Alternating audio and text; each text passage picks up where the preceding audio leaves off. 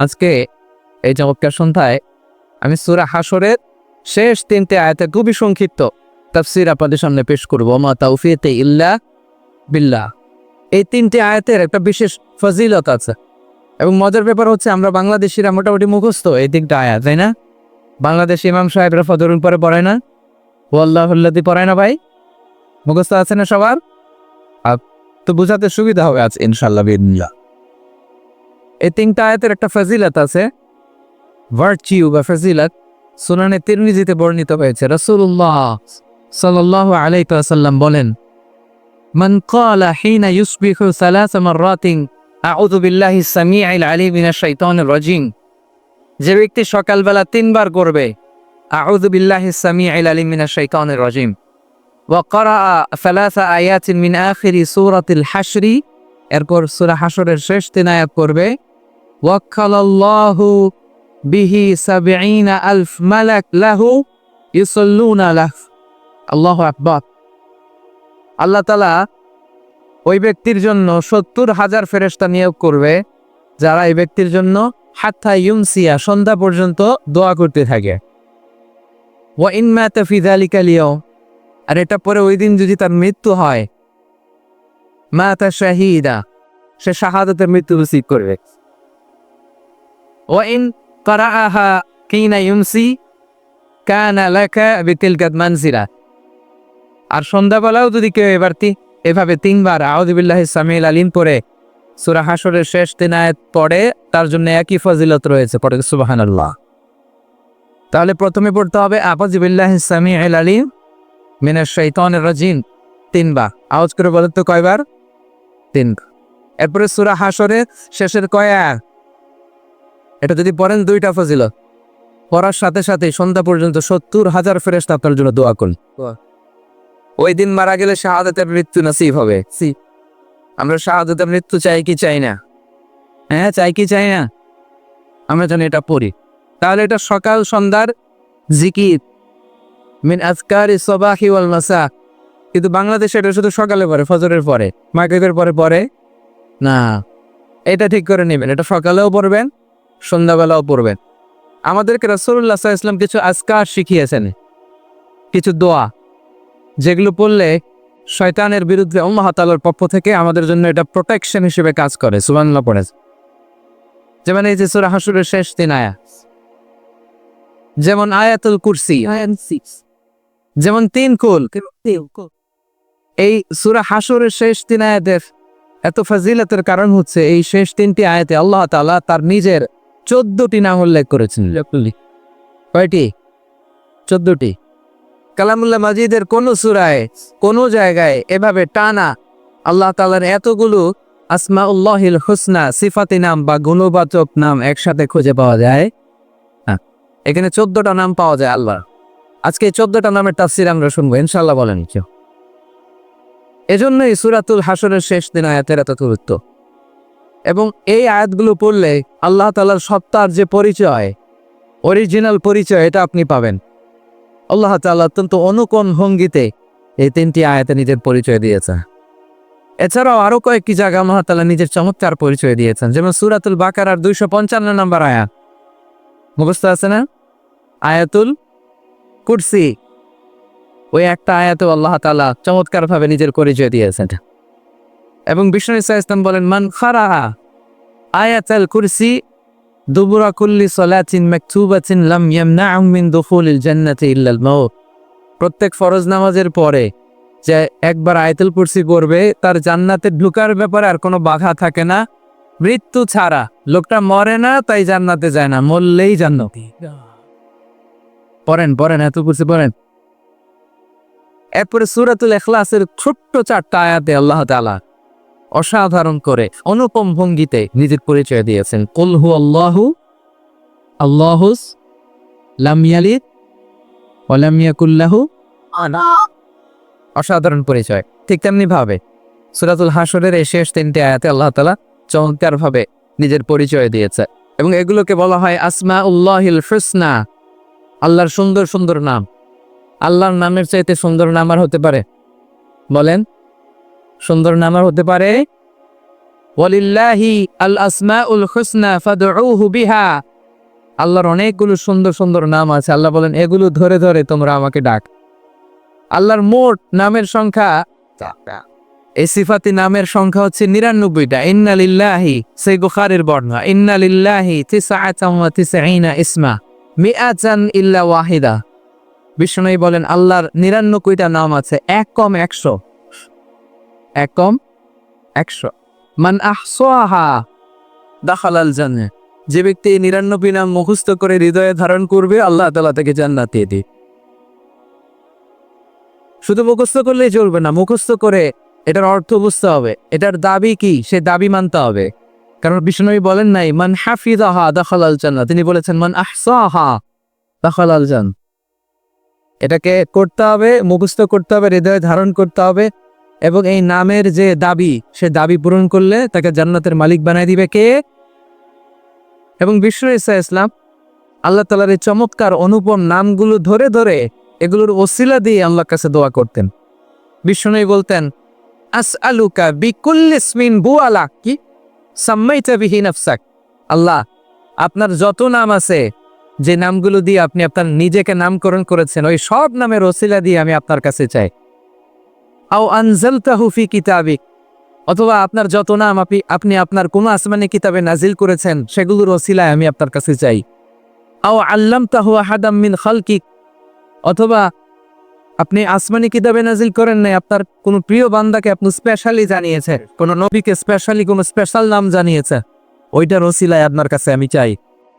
আও ইস্তাআসারতা বিহি ফি ইলমিল গায়বি ইনদাক, অথবা আপনার যেই নাম কোরআনেও নাই, হাদিসেও নাই, কোন নবী ওলিরেও জানান নাই, এই নাম শুধু আপনি জানেন, দুনিয়ার কেউ জানে না, ওই নামগুলোর ওসিলা তো আপনার কাছে চায়। সুবহানাল্লাহ পড়বেন না? তার মানে বিষ্ণু ঈসা ইসলাম আল্লাহর নামগুলো ধরে ধরে দোয়া করতেন। আজকে আমরা এই 14টা নামের তাফসীর শুনবো ইনশাআল্লাহ বিইজনিল্লাহ। তাহলে আমরা আর কাল বিলম্ব না করে সরাসরি সূরাতুল হাশরের শেষ 3 আয়াতের তাফসীরের দিকে যাচ্ছি। পড়ুন, আওয়াজ করে আমার সাথে সাথে করুন। আউযু বিল্লাহি মিনাশ শাইতানির রাজীম। বিসমিল্লাহির রহমানির রহিম। ওয়াল্লাহুল লা ইলাহা ইল্লাহু আলিমুল গায়বি ওয়াশ শাহাদাতি হুয়ার রহমানুর রহিম। সুবহানাল্লাহ পড়েন। ওয়াল্লাহুল্লাযী লা ইলাহা ইল্লাহু, ওয়াল্লাহ, তিনি হচ্ছেন আল্লাহ। লা ইলাহা ইল্লাহু, তিনি ছাড়া কোনো ইলাহ নাই, কোনো মা'বুদ নাই। আলিমুল গায়বি ওয়াশ শাহাদা, তিনি দৃশ্য জগতের জ্ঞানও রাখেন, অদৃশ্য জগতের জ্ঞানও রাখেন। হুয়ার রহমানুর রহিম, তিনি মেহেরবান, তিনি দয়ালু। সুবহানাল্লাহ পড়ে। তাহলে আল্লাহ নিজের পরিচয় প্রথমে দিলেন আল্লাহ দিয়ে, তিনি বললেন বু আল্লাহ, তিনি হচ্ছেন আল্লাহ। আওয়াজ করে বলেন তো তিনি কে? আল্লাহ নামটা ডাকতে আপনাদের কেমন লাগে? ভালো লাগে? তাহলে আওয়াজ করে আল্লাহরে ডাকেন তো, বলেন ইয়া আল্লাহ। আওয়াজ তুলে করো, ইয়া আল্লাহ, ইয়া আল্লাহ। এটা এমন নাম যে নামকে 1000 বছর ধরে 1000 কোটি মানুষ জপেছে, ঠিক কিনা? এটা এমন নাম যে নাম জপলে হৃদয়ের মধ্যে প্রশান্তির হাওয়া বয়, ঠিক কিনা? কি সুন্দর নাম আল্লাহ। আল্লাহ বললেন হু আল্লাহ, তিনি হচ্ছেন আল্লাহ। এটা আল্লাহর জাতি নাম, সত্তাগত নাম, আসল নাম। হাহু, আমার নাম রাখছে আমার বাবা, আপনার নাম রাখছে আপনার দাদা, মোস্তাফিজ ভাইয়ের নাম রাখছে ওনার দাদা। আল্লাহর নাম রাখছে কে বলো? হ্যাঁ, আল্লাহর বাবা দাদা আছে? লাম ইয়ালিদ ওয়া লাম ইউলাদ, জন্ম দেয়ও নাই, জন্ম নেয়ও। আল্লাহ বলে যেহেতু জন্ম নেই নাই, দেই নাই, বাপ নাই, দাদা নাই, আমার নাম আমি নিজেই রেখে দিয়েছি। নামটা কি? আওয়াজ করে বলুন, নামটা কি? যত জায়গায় আল্লাহ তাআলা পরিচয় দিয়েছেন এভাবে বলেছেন বু আল্লাহ, তিনি হচ্ছেন আল্লাহ। তিনি কি? আবার বিভিন্ন জায়গায় আল্লাহ তাআলা বলেছেন নিশ্চয়ই আমি আল্লাহ, ইন্নানি আনাল্লাহু লা ইলাহা ইল্লা আনা ফা'বুদনি ওয়া আকিমিস সালাতা লিযিকরি, নিশ্চয় আমি হলাম আল্লাহ। তিনি কে? ইন্নানি আনাল্লাহ লা ইলাহা ইল্লা, আমি আল্লাহ, আমি ছাড়া কোনো ইলাহ নাই। এক ইলাহ, তিনি প্রথম, তিনি শেষ, তিনি প্রকাশ্য, তিনি গোপর। যখন কেউ ছিল না তখন ছিল কে? যখন কেউ থাকবে না তখন থাকবে কে? তিনি সূচনাহীন, অতীত থেকে আছেন, তিনি শেষহীন, ভবিষ্যৎ পর্যন্ত থাকবেন। হুয়াল আউয়াল হুয়াল আখির, তিনি প্রথম, তিনি শেষ, ঠিক কিনা? এজন্য রাব্বুল আলামিন বলেন হুয়াল আউয়াল ওয়াল আখির ওয়াল যাহির ওয়াল বাতিন ওয়া হুয়া বিকুল্লি শাইইন আলিম। আল্লাহ বলেন আমি প্রথম, আমি শেষ, আমি প্রকাশ্য, আমি গোপন, আমার আগেও কেউ নাই, আমার পরেও কেউ নাই। তিনি কে? প্রথমে আল্লাহ আল্লাহ, শেষেও আল্লাহ আল্লাহ, আকাশে আল্লাহ আল্লাহ, জমিনে আল্লাহ আল্লাহ। পড়েন, প্রথমে আল্লাহ আল্লাহ, শেষেও আল্লাহ আল্লাহ, আকাশে আল্লাহ আল্লাহ, জমিনে আল্লাহ আল্লাহ। নিখিল জাহান গাই গুণগান তার নামে গাই, আমরাও পারি তাআলা হামদে পারি তাআলা। সুবহানাল্লাহ পড়ে। ওয়াল আউয়াল ওয়াল আখির ওয়াল যাহির ওয়াল বাতিন, তিনি প্রথম, তিনি শেষ, তিনি প্রকাশ্য, তিনি গোপন। ওয়াল্লাহুল্লাযী লা ইলাহা ইল্লা হু, আল্লাহ বলেন তিনি আল্লাহ, যিনি ছাড়া কোনো ইলাহ নাই। আমাদের ইলাহ কয়জন? আওয়াজ করে বলতে হবে, ইলাহ কয়জন? ওয়া ইলাহুকুম ইলাহু ওয়াহিদুন লা ইলাহা ইল্লাহু, তিনি এক ইলাহ, একাধিক ইলাহ আমাদের ধর্মে নাই, ঠিক কিনা? ইলাহু ওয়াহিদ, এক ইলাহ। এক ইলাহ হইলে আমাদের জন্য সুবিধা বেশি, না ইলাহ বেশি হইলে সুবিধা বেশি? বলেন তো। আমার মালিক একজন হইলে ভালো, না তিনজন হইলে ভালো? একজন হইলে তিনি যা বলে ওইটা মানলেই হয়েছে, ঠিক কিনা? ওনার মন যোগায় চলতে পারলেই হয়েছে, ঠিক কিনা? তিনজন যদি হয়, হ্যাঁ, ঝামেলা আছে না নাই? একজন বলবে এটা করলি না কেন, উনি বলবে এটা করলি না কেন, সে বলবে এটা করলি না কেন। না, আমাদের এক খোদা, এক ইলাহ, তারে খুশি করতে পারলে আমাদের সব হয়ে গেল। চিল্লায় বলেন ঠিক কিনা? এজন্য রব্বুল আলামিন বলেন লাম কানা ফীহিমা আলিহাতুন ইল্লাল্লাহু লাফাসাদাতা ফাসুবহানাল্লাহি রাব্বিল আরশি আম্মা ইয়াসিফুন। এই আকাশ আর জমিনের মধ্যে যদি এক ইলাহ না থেকে অনেকগুলো ইলাহ হতো, তাহলে আকাশ জমিন মুহূর্তের মধ্যেই ভেঙে পড়তো। তোমরা আল্লাহর নামে যে সমস্ত কথা রটাও, সেগুলো থেকে আল্লাহ অনেক পবিত্র। সুবহানাল্লাহ। আকাশ জমিনে এক আল্লাহ না থেকে দুই আল্লাহ, তিন আল্লাহ হইলে ভেজাল আছে না নাই? দেখেন এখন গোটা বসুন্ধরা কি চমৎকার একটা ব্যালেন্স, মাল্টি ডাইমেনশনাল ইউনিভার্স, কত চমৎকার। সকালবেলা সূর্য ওঠে, দিন শেষে সূর্য ডোবে, বৃষ্টি নামে, ঝর্ণা পড়ে, দিন গড়িয়ে মাস আসে, মাস গড়িয়ে বছর আসে। গোটা বিশ্বের এই যে ইকোলজিক্যাল ব্যালেন্স, এই যে ভারসাম্য, এর মধ্যে কোনো পরিবর্তন আছে? নাই। কারণ ইলাহ কয়জন? লাউ কানা ফীহিমা আলিহাতুন ইল্লাল্লাহ লাফাসাদাতা, আকাশ আর জমিনে এক ইলাহ না থেকে যদি একাধিক হতো, এই বিশ্ব ব্যবস্থা ভেঙে খানখান হয়ে যেত, ঠিক কিনা? তাহলে হুয়াল্লাহুল্লাযী লা ইলাহা ইল্লাহু, তিনি ছাড়া কোনো ইলাহ নাই। তাহলে আওয়াজ করে বলতে হবে আমাদের ইলাহ কয়জন? আল্লাহ এভাবে নিজের পরিচয়টা শুরু করলেন সূরা হাশরের শেষ 3 আয়াতে। তিনি হলেন আল্লাহ, তিনি ছাড়া কোনো ইলাহ নাই, তিনি হলেন এক ইলাহ, এক মাবুদ। তিনি ছাড়া একাধিক ইলাহ বলে গোটা বিশ্ব ব্যবস্থা ভেঙে যেত, খানখান হয়ে যেত। এরপরে তিনি বললেন আলিমুল গায়বি ওয়াশ শাহাদাতি হুয়ার রহমানুর রহিম। আলিমুল গায়বি ওয়াশ শাহাদা, the knower of seen and unseen world, the knower of open and secret। যেটা ওপেন এটাও তিনি জানে, যেটা সিক্রেট ওইটাও জানে, যেটা সিন দৃশ্যমান ওইটাও জানে, যেটা আনসিন দেখা যায় না ওইটাও জানে। সুবহানাল্লাহ। আমাদের কাছে যেটা জানা দৃশ্যমান এটাও জানে, আমাদের কাছে যেটা অজানা অদৃশ্য ওইটাও জানে। আসলে ইলমুল গায়েব এটা আল্লাহর জন্য না, এটা আমাদের দিক থেকে ইলমুল গায়েব। তার জন্য কোনো গায়েব নাই, তার জন্য সব শাহাদা, তার জন্য সব হায়াদের। তিনি মহাবিশ্বের শুরু থেকে শেষ পর্যন্ত এট এ গ্ল্যান্সে একবারে দেখেন, চিল্লায় বলেন ঠিক কি না? অতীত, বর্তমান, ভবিষ্যৎ এটা আমাদের জন্য। আল্লাহর জন্য অতীত আছে, বর্তমান আছে, ভবিষ্যৎ আছে। সেই মহাবিশ্বের শুরু থেকে শেষ পর্যন্ত তার কাছে সমান। আমরা যে বলি ইলমুল গায়েব, অদৃশ্যের খবর, এটা ফ্রম আওয়ার সাইড, আমাদের দিক থেকে ইলমুল গায়েব। আল্লাহর জন্য আবার কিসের ইলমুল গায়েব? আল্লাহর জন্য কোনো ইলমুল গায়েব নাই। কোরআনে যত জায়গায় ইলমুল গায়েবের কথা আছে, এটা আমাদের দিক থেকে চিন্তা করে বলা হয়েছে, আমরা যাতে বুঝি। কারণ আমাদের কাছে অনেক কিছু অজানা, আমাদের কাছে অনেক কিছু অজানা। আমার পিছনে কি চলতেছে ওইটাই আমি দেখি না, ঠিক কিনা? আপনি আপনার নিজ চোখে আপনার পিঠ দেখছেন? পিঠ কথা বলে না। আয়নার সাহায্য ছাড়া, আয়নার সাহায্য ছাড়া আপনি আপনার পিঠ দেখছেন? হ্যাঁ, দেখেন নাই। কত কিছু আমাদের অজানা, আমি আমার নিজেরই যে দেখলাম না ঠিক মতো। হ্যাঁ, আয়নার সাহায্য ছাড়া আপনি আপনার চোখ দুটো দেখছেন? কাতারের ভাইয়েরা উত্তর করেন।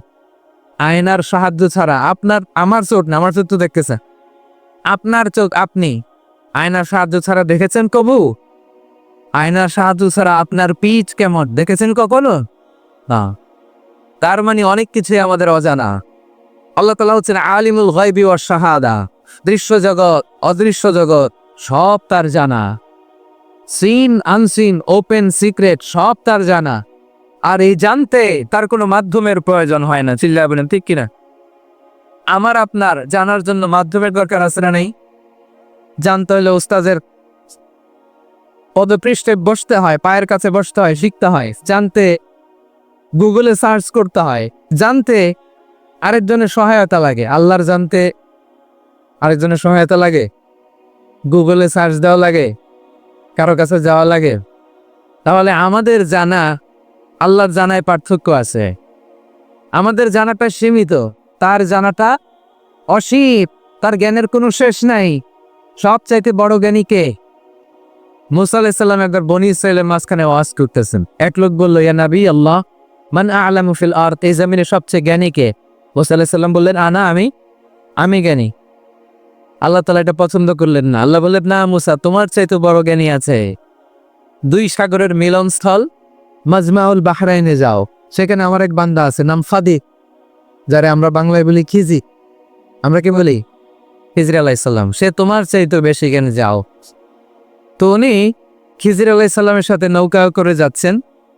হঠাৎ একটা চড়ুই পাখি চিনেন আপনারা? চড়ুই পাখি এসে সাগর থেকে পানি খাচ্ছে। তো পানি খাওয়ার কারণে চড়ুই পাখির ঠোঁটে বা চঞ্চুতে সাগরের একটু পানি লেগে যাচ্ছে। খিজির আলাইহিস সালাম বলেন, মুসা, চড়ুই পাখিটা দেখছো? দেখছি। পানি খাচ্ছে দেখছো? দেখছি। চড়ুই পাখিটা সাগর থেকে পানি খাওয়ার পরে সাগরের একটু পানি চড়ুই পাখির ঠোঁটে বা চঞ্চুতে যে লেগে আছে, দেখতেছো? মুসা আলাইহিস সালাম বললেন, হ্যাঁ দেখতেছি। খিজির আলাইহিস সালাম বললেন, এই যে চড়ুই পাখির ঠোঁটে পানি খাওয়ার পরে সাগরে একটু এক কণা, এক ফোঁটা পানি যে লেগে আছে, এটা তোমার, আমার আর মহাবিশ্বের আমাদের সকলের জ্ঞান। আর এই যে গোটা সাগর, মহাসাগর, এটা আমার আল্লাহর জ্ঞান।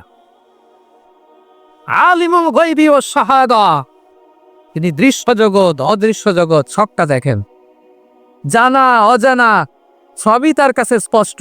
আর এগুলো জানতে তার কোনো মাধ্যমের প্রয়োজন হয় না। তিনি হচ্ছেন আলিমুল গায়ব, চিল্লায় বলেন ঠিক কিনা?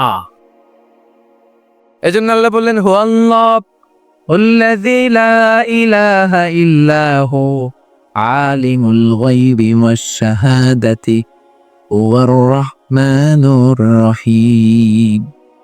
এরপর আল্লাহ বললেন, হুয়ার রহমানুর রহিম, তিনি মেহেরবান, তিনি দয়াময়। 14টা নামের প্রথমটা শুরু হয়ে গেল আর রহমান।